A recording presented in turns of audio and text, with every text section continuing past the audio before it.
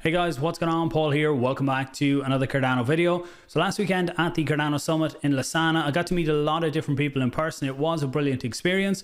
One of them was Frederick Gregaard, and he is the CEO of the Cardano Foundation. So I was able to sit down with him. It was my first ever in-person interview. So looking back, I definitely have a few things to learn about the camera work and different things. But we'll get that sorted going forward because it's definitely something I'd like to do a bit more of. And he told me all about the Cardano Foundation. We got into kind of what the foundation is, what they do, how they differ from other foundations as well, and what they're looking to do going forward as well. Because the feeling I got, and even I spoke to Frederick on the first day, it was the morning of the first day, and after that I got to talk to a lot of different Cardano Foundation members, and thank you to every single one of them that I got to speak to that helped me understand more about what the foundation does. The big thing I took away from it was that they are very different to other foundations of other chains. With other ones, generally, it is the foundation is the entity that founded the chain, that does a lot of the development. But with Cardano, it's different. We have IOG and Emurgo, and then the foundation is there to really drive the overall vision of Cardano and do a lot of, they work with any of the exchanges, the integrations. The Cardano Foundation is the go-to point there, talking with regulators, in looking at the overall industry, looking at the bigger picture. A lot of what they do is working for the longer term goal rather than the shorter term deals that some of the other foundations might pick up on times. We do see frustrations within the community about why we don't see more, but what I would say is there's a lot more going on behind the scenes with the Cardano Foundation, and from what I've heard, they really are hiring a lot more people and getting a lot more involved as well. So I think over the next few months, we'll definitely hear a lot more about the Cardano Foundation. I'll definitely be following them a lot more closely and trying to bring whatever they're working on, trying to bring that to light to you guys as well, and doing regular videos. Also with Frederick, I did say hopefully we'll be able to get him on in 2 to 3 months as well to see where things have gone from the summit to whatever point we bring him on then as well. So hopefully you get some value from this. I did notice how many times I said yes in the video, so maybe count that if you go the whole way through. It might keep you engaged to the end. Put it in the comments down below how many times if you do count it up. Thanks for watching, guys. Talk to you soon. Hey guys, what's going on? Paul here. Welcome back to another first in-person interview today for the channel. So today I'm delighted to be joined by Frederick Gregaard from the Cardano Foundation. Frederick, thanks very much for taking the time. Thank you for being here. Yeah, it's great. It's my first in-person event, Cardano Summit 2022. So it's great to be able to meet people in the community as well as people like yourself that never really get the chance day to day. So jump straight into it. You're very busy today. Cardano Foundation, what is it for people who haven't heard of it? And we'll get into some of the specifics on it then. So why or where did it come from? Sure. So Cardano Foundation is dramatically different from many other blockchain foundations. So for those of you who don't know, I've kind of been around the space for quite a while, and I've been helping some other foundations to set up and looked into the operating models and looked at their accountability and the governance models and so on. So what really happened was that the founders, or the co-founders, if I may say so, they decided that 2 companies is not sufficient. There needs to be a third company to ensure to level out the balance a bit, but a company who was looking more in terms of the long axis and long around the promotion of the actual protocol and the technology. And when I say promotion, is many people say, oh, that's the same as marketing. Well, that's not the same as marketing. Promotion really means around ensuring that people are can use it, that it's usable, that it can actually get adopted in a certain way. And there is an overlap between marketing there. So IOG's mandate from the original founding entity was the academic research, the engineering, and the deployment of the first version of the Cardano protocol, where we are now just entered the Voltaire era, which is extremely exciting, but we are still doing a lot in the last era. When I say we, is mainly IOG, who's doing a lot around the pipelining, plumbing, and those kind of things. And the idea about Emurgo, which was sort of the commercial arm, was that Emurgo should really be the spearheading commercialization, marketing, education, and those aspects. Now, Cardano Foundation then came as a consequence of the 2 other companies, and after the actual fundraise, which is slight different in terms of terminology. Yeah, with lots of other ones, it's the foundation founded the actual chain. Exactly. So one of the biggest differences there is, for instance, is that the Cardano Foundation don't own and don't control the blockchain. Now we do have 2 out of 7 Genesis keys, but you need 5 out of 7 to have a quorum and to, for instance, initiate a hard fork or change the protocol parameter and so on. So we don't own, we don't control it. We don't have any special ability to mint tokens or anything like that, which is quite unusual because normally the founding entity is a blockchain foundation. They control the monetary policy, they control the minting policy, they own the certain parts maybe of the technology stack or intellectual property right, and we don't do that. However, what we do own is the Cardano brand. So ADA, Cardano and so on is actually copyright protected, and this is actually a weekly fight because Cardano is becoming a really big thing. The thing is that because Cardano Foundation is a non-profit foundation and a decentralized protocol can't own a brand according to copyright regulation and so on, we actually see a lot of problems that people, they open up and they say, hey, we want to apply for not just using the Cardano logo, but we want to own it. So they basically say, we have been selling t-shirts or we have incorporated an IT company or bakery shop. So they're basically saying, Cardano cannot use the Cardano name. So we're actually doing a lot of work in the back end, ensuring that we can, have certainty that nobody just takes over the Cardano name, the ADA name, and so on. And this sounds really weird, but in a world where there is so much scam and fakes, it's actually relatively important that domain addresses like Cardano.org and so on, that we protect them, that we ensure that when you are going through these official channels, that it's not a scam. Yeah, it's not an easy job in this day and age when you see so many scams, especially in the cryptocurrency space and blockchain. It's rife with scams every day. Yeah. So it's not an easy job. So if you want to cut it short down to saying, when we looked at it, so the Cardano Foundation is a Swiss non-profit entity. It's very special because we are the only one of the federated entities who don't have, let's say, a contract. You're getting some money and you have to deliver a product in a certain sense, right? Yeah. So there was a grant from the original entity who came to the Cardano, what is now as the Cardano Foundation, to basically protect this pool of money and deploy that only under certain circumstances. And those circumstances is actually publicly available on the Swiss governmental website. And that really talks about the promotion of decentralized computing architecture such as Cardano. And it basically lists a couple of things which we should do. And then what we have is 2 audits a year, maybe even more. So we have what's called a financial audit. So we have a verified third-party auditor is Grant Thornton, who actually goes in and checks all of our balance sheets, all of our expenditure, everything in there. The reason why I'm saying that is because we're just sitting right now on the back end of a centralized exchange, which suddenly seems not to have had those kind of internal controls and governance in place. Yeah. And the other thing we're having is that the government, is actually a regulatory body. They're ensuring that we are not straying away from the path. So the original founders had the foresight of saying, okay, if you put a pool of money in there, how do you ensure that they stay the path and not suddenly, somebody comes in with a great idea and diverts that somewhere else.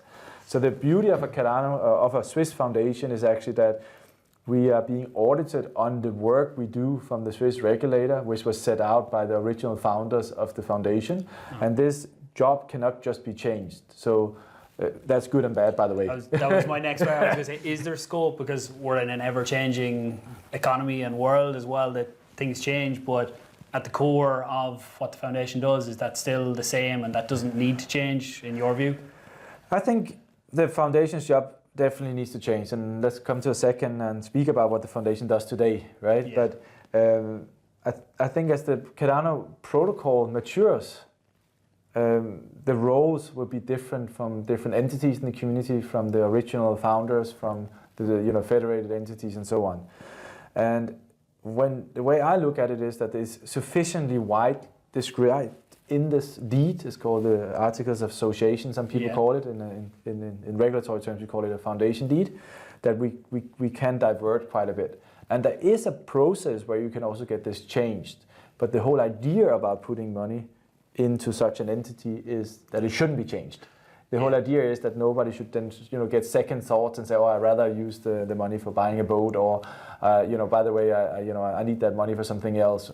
So the whole idea is that you kind of protect this money in a certain governance framework where you have oversight, controls, parameters in place, and there's personal liability, which is very, very hard, meaning that if we don't do what the regulator interprets as the original founder's purpose, the board goes to jail.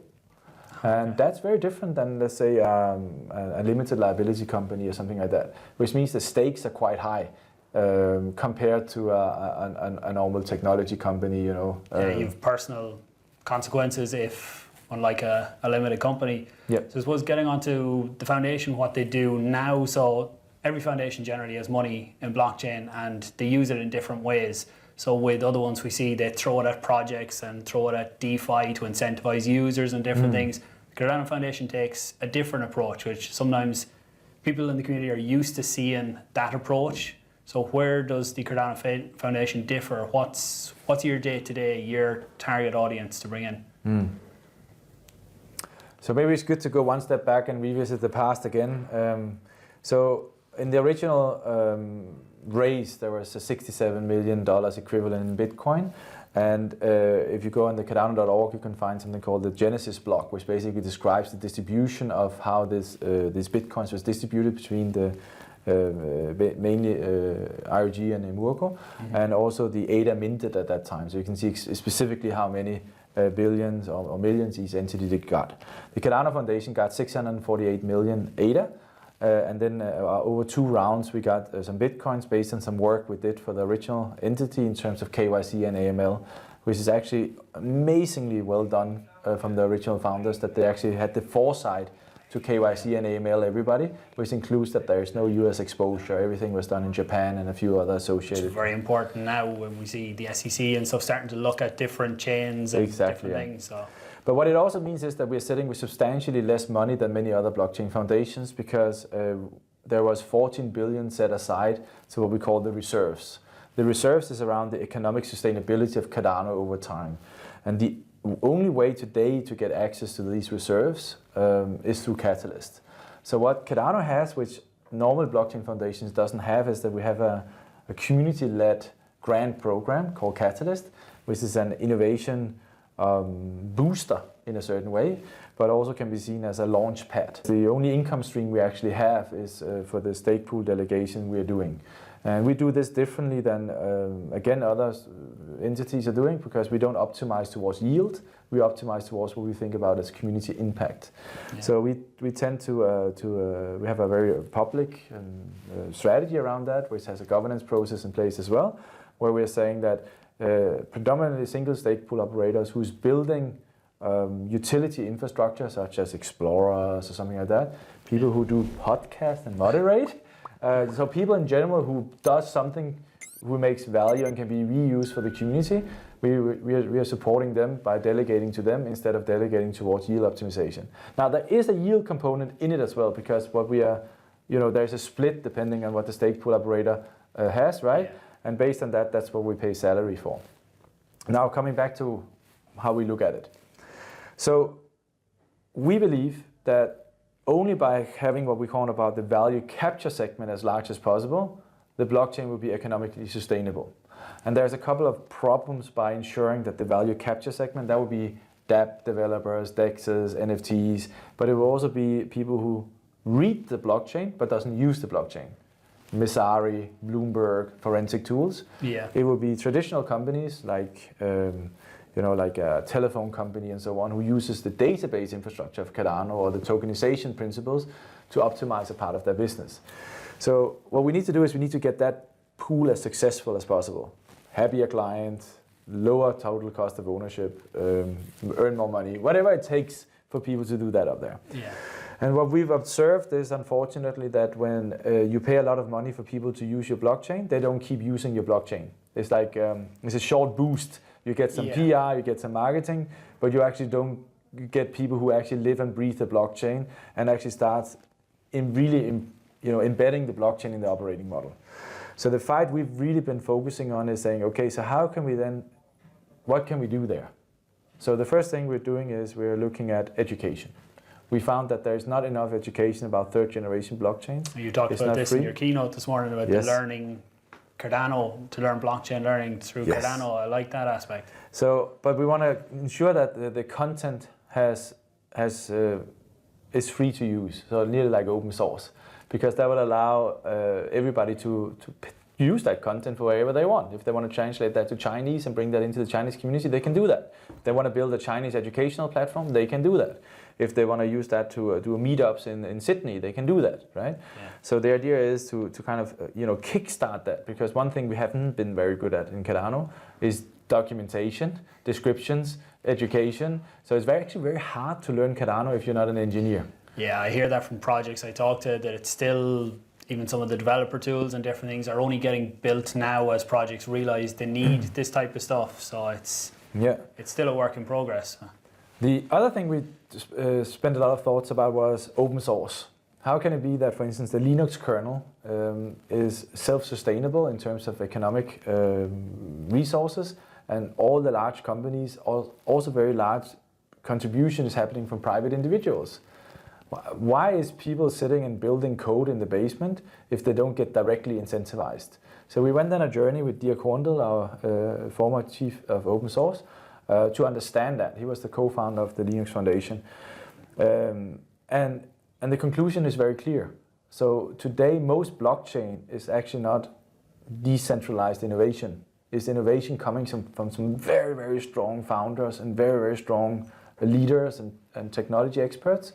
And then over time, the idea is that it should be, more community-led, right? So how do we get to a situation that if you are a company and you live on the blockchain, your whole life is around a business who needs the blockchain, how can you sit at the table and also get to a place where the features you need for the next generation products you serve your clients is being supported on the Cardano blockchain?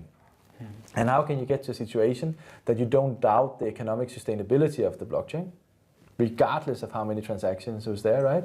Yeah. So, and there we see you can actually use this decentralized innovation mechanisms and incentives from true open source together with the beauty of blockchain, which really is decentralized operation. So what you do as a stake pool operator, right? Yeah. But also the treasury, the catalyst, and so on. So how can we merge that? And the conclusion is you can do that. You can get the best of both worlds, but it will take a bit of time.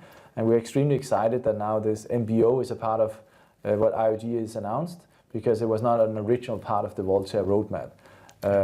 So I think that's this economic sustainability is really a big chunk of how we think about enabling this value capture and the certainty that you can quit your job, you can force your company to go on Cardano blockchain. Yeah. Right? A lot of times the metrics aren't the ones that the wider community measures cryptocurrencies or blockchains on. There's TVL and different things that people look at, but they're vanity metrics in a lot of ways. They don't take decentralization into account, which I think right now Cardano is one of the most, if not the most decentralized, and that's down to the 3,000 stake pool operators running what's going on and the work you're doing on the open source side. Yeah, and that's maybe a good segue to the second point, which we're focusing on a lot, and that is currently today, outside what you as a stake pool operator does to, let's say, monitor the health of the network. And I don't know actually how much you do as a stake pool, but I'm guessing you will have some metrics in place in terms of your uptime, and you will have some overlays and some kind of in your architecture, right? It's actually only IOG who is, let's say, monitoring the health of the network and thinking about disaster recovery and so on. And we think this is, they're doing a phenomenal job, by the way, but it's too little. Then we need more entities who's looking at that, because as more companies rely on the blockchain, we need to have more processes in place, because you cannot just roll back Cardano. Now you can roll back other blockchains, which is very scary that you can do that, but you can't do that with Cardano. You can turn them off and turn them on again. You can change the genesis, you can change the monetary policy, but the whole idea about the trust in the blockchain is that you can't do that. So how do we get to a place where we have more companies who's monitoring and is working around disaster recovery protocols, working around being able to organize the stake pool operators if an incident is there, Q&A and all those things, and what is coming into the blockchain becoming important. So we call that basically monitoring and resilience of the blockchain. So we're building up a team of site reliability engineers to help IOG, but also to help the general community as it grows and become more dependent on the blockchain to do that. So these are hired by the Cardano Foundation, are they? Yeah, exactly, yeah. And in the future we will also run a stake pool, but it won't be one we will encourage people to stake to, because we don't want network. Yeah, it's because, you know, only by actually running the stake pool you will have access to some of those parameters you need to actually understand the health of the network. And we will also encourage stake pool operators to send their health checks sort of to us, because we need to aggregate that to understand the dispersion of the security architecture. Yeah, PAUL has a really good feature on that, where operators can submit how their network is performing, and it gives a good overview. It's not, I don't think all pools do it at the minute, but getting tools like that to monitor the health would be very good. Yeah. Then the third thing is about the narrative. So we were not originally the one who was supposed to do PR and marketing. It was more about promoting the adoption, right? But not necessarily like spreading the gospel, right? Yeah. So as you've probably seen here today, we've done a lot to kickstart our marketing team, event, right? And I'll show some of it in this interview at the end as well. Yeah. What's going on? So we basically had a meeting with IOG earlier this year.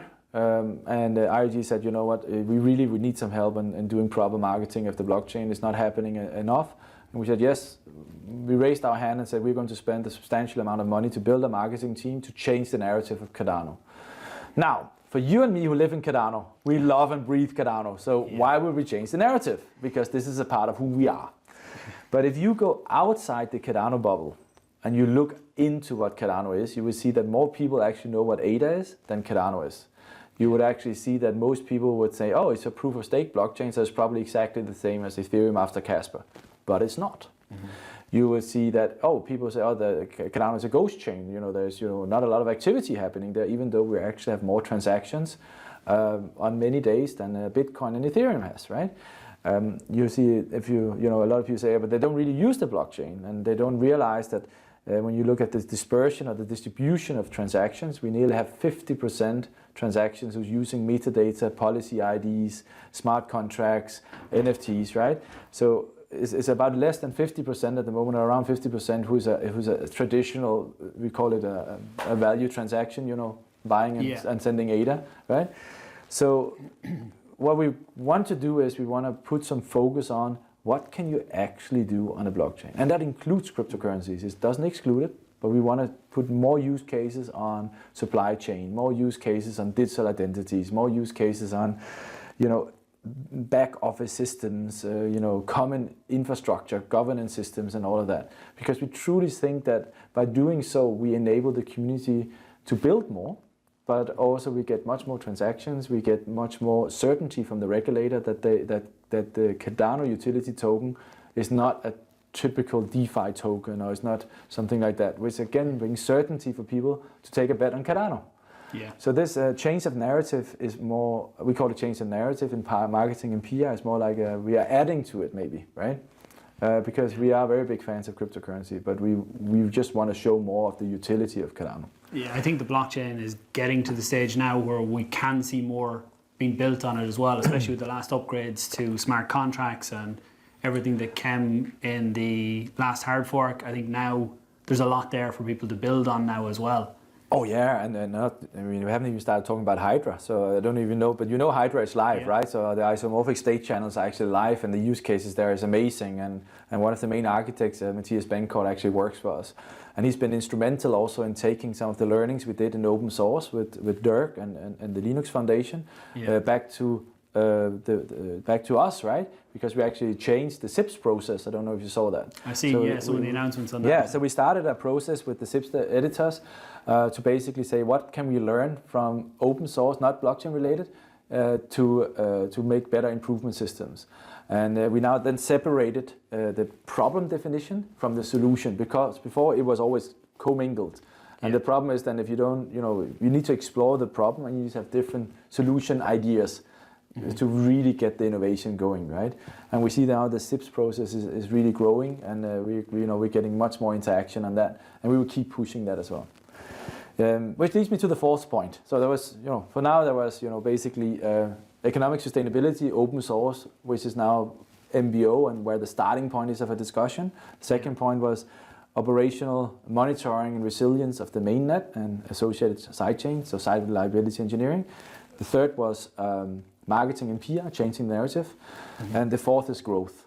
And that's why we're here today. That's why we're doing the Cardano Summit, because we need to bring businesses who's curious about blockchain together with stake pool operators who understand the reliability and resilience of the blockchain.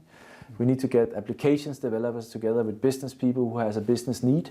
We need to get people together to innovate, to interact, to evolve these things. And that's why we're having the Cardano Summit, 50 locations around the world, because we realize just one location, you will be focusing on one demographic or one narrative and not on the global world.